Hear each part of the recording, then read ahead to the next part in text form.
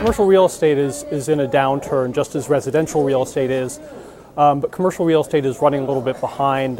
The declines we have seen in commercial real estate are not quite as steep as we've seen in the housing market. And so there's a lot of worry about how bad it's going to become over the next year. A lot of people believe that the residential real estate market will not get that much worse, but the commercial real estate market, there's a lot of questions about how steep the price declines we're going to see over the next year are going to be. A lot of the problems are just that there's no financing available.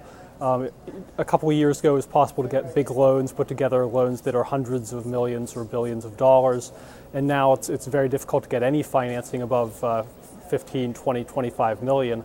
And so that means that big properties, it's hard to refinance them. And commercial real estate is something where a lot of these buildings have long mortgages, but they need to be refinanced regularly just because that's the way the market works. And so there's a lot of worry about whether a lot of these projects will be able to be refinanced.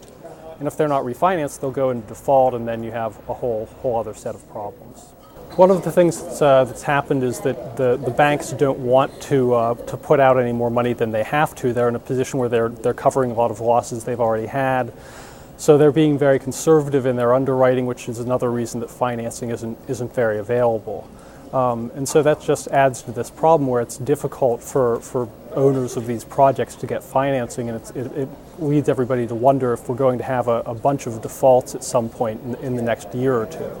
It just becomes another problem because when you have these foreclosures, then you have properties that are going into distress, and you have, there's kind of two sides of the cycle. I mean, one problem is that vacancies are way up. There are fewer businesses now just because there's less spending going on, and that means that there are fewer, that rents are falling. That means that the landlords are having trouble meeting their roles, and then you have another cycle of distress that comes from that when the landlords have to deal with making their payments and paying their workers.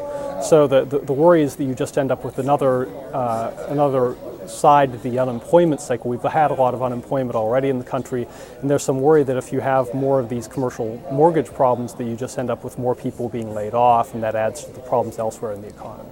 Well, that's one of the reasons the government has done all the things they've done to try to shore up the banks, and they've tried to do things like a program called TALF, which is to try to restart the securitization markets. A lot of commercial real estate financing came from securitization markets, and those markets are still largely frozen, so that's one large part of the problem.